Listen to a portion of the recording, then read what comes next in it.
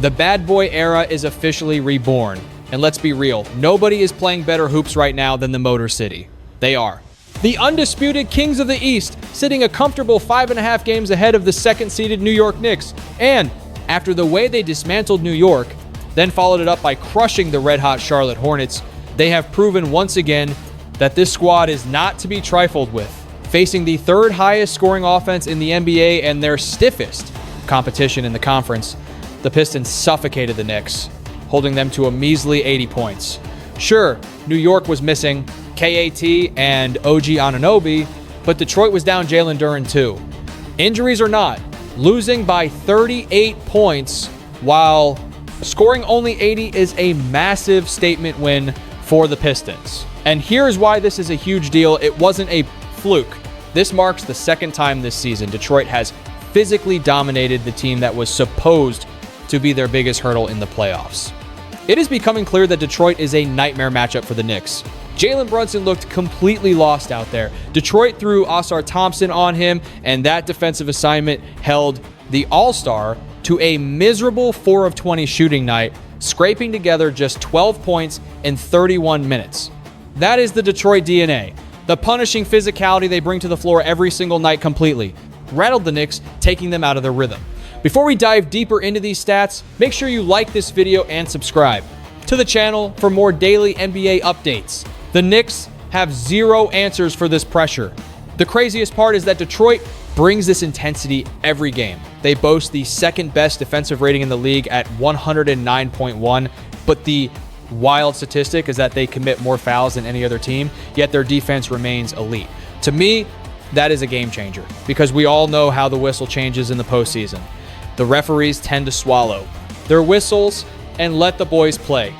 The game becomes a grind, and that is exactly the environment this Pistons roster was built to dominate. Against Detroit this year, New York's offense has essentially been deleted. They put up just 80 points in this contest, their season low.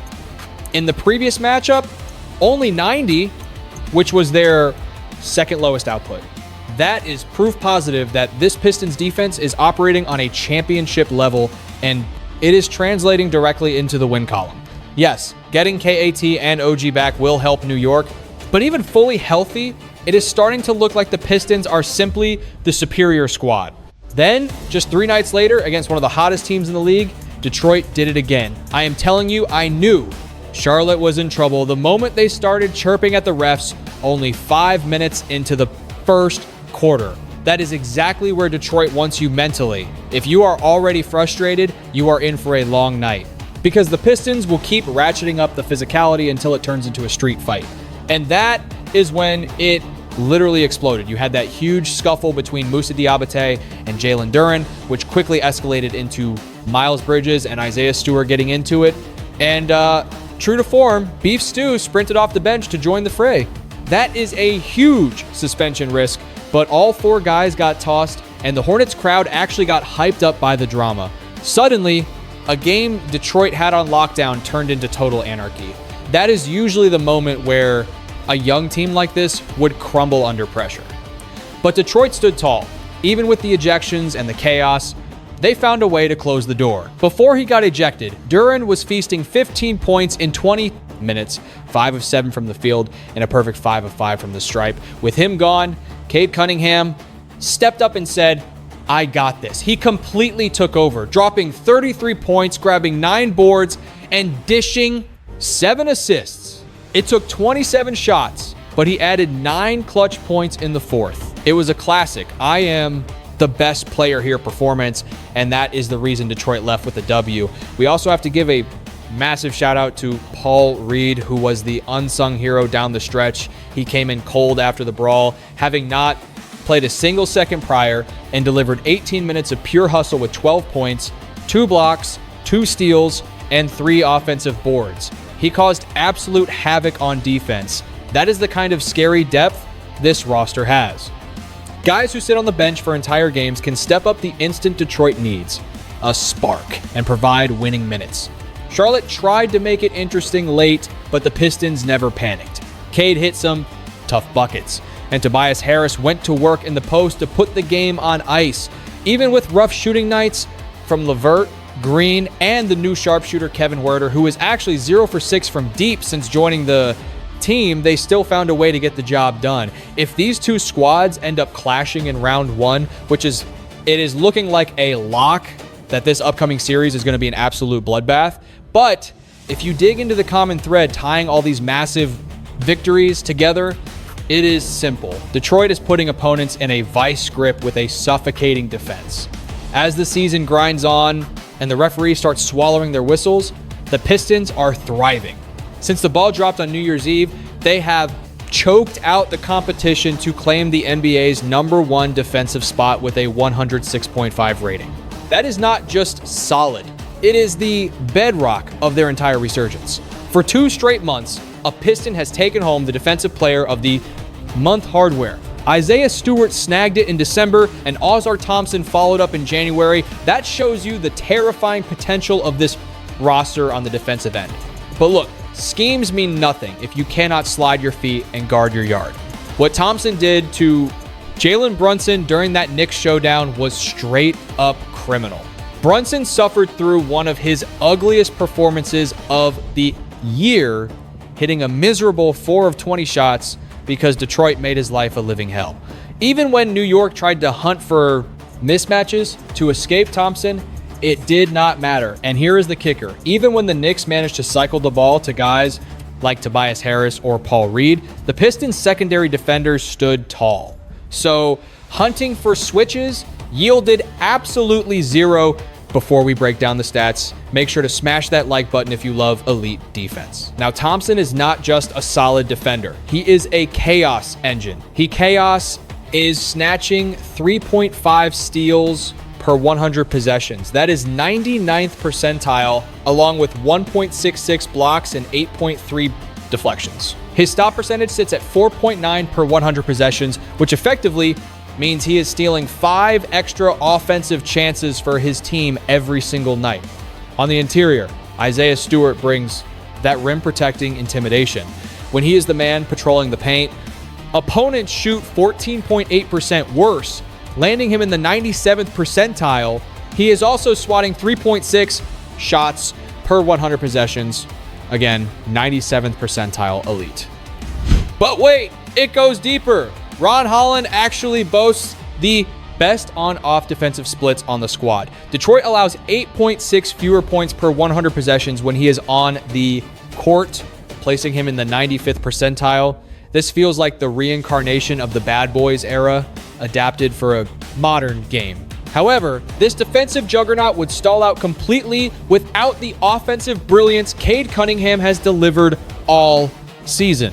Every win starts with Cade. His ability to carry the scoring load for massive stretches means everything, because it is not just about buckets. It is about his command over the tempo and how he positions the rest of the squad to succeed. Cunningham's usage rate tells the whole story. When he is on the floor, the ball is in his hands for 43.6% of his minutes, sitting in the 97th percentile. That means the offense flows exclusively through him. For the style Detroit wants to play, that high usage is not a luxury. It is a strict requirement. And if you are enjoying this deep dive, don't forget to subscribe for more breakdown videos. The reason Cade is so vital is that this offense is an anomaly in the modern NBA. Detroit sits near the basement in three-point shooting, ranking 28th and only hoisting 31.8 attempts from deep per game. Part of that is because they only convert at a 35% clip, which is 22nd in the league. They cannot rely on spacing and threes like other teams. They had to invent a different path to victory. They do it by bullying teams inside, currently sitting second in the league for paint points at 57 per night. Cade Cunningham's gravitational pull as a playmaker is the key that unlocks that interior dominance, while keeping the offense potent enough to win, which is the primary reason they are. Currently sitting 11th in the NBA with a 117.5 offensive rating. This brings us to the most critical stat. Cade averages 6.1 rim assists per 100 possessions, placing him literally in the 100th percentile, league-wide. That is the blueprint for how Detroit wins without high-volume three-point shooting. Cade generates paint touches and layups on a platter at an unparalleled rate. And when you check the advanced tracking data, the case gets even stronger. he is in the 99th percentile for both load and shot creation, and the 96th percentile for passer rating. That confirms the quality of his dimes is top tier. When you pair that vision with his scoring punch, it explains why he ranks in the 96th percentile as an overall offensive engine this season. But the part that makes this Pistons team truly dangerous is that their star is not a defensive liability. He sits in the 66th percentile as an overall defender with surprisingly stout numbers at the rim, where he ranks in the 76th percentile. Add in his defensive rebounding in the 88th percentile and forced turnovers in the 77th percentile, and you realize you are not just getting an elite floor general. You are getting a superstar who holds his ground on both ends. On the defensive end too.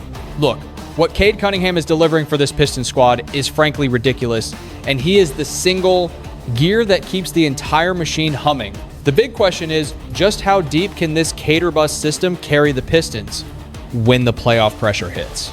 The Eastern Conference looks wide open on paper, but that window is closing faster than we expected because the top dogs are finally starting to show their teeth. If the postseason bracket locked in today, Detroit would likely be staring down a first-round clash with Charlotte. And folks, do not mistake that for an easy sweep, because the Hornets have been scorching hot, boasting top 3 efficiency stats on both ends since the calendar flipped. By the way, if you're digging this analysis, smash that like button right now. It really helps the channel.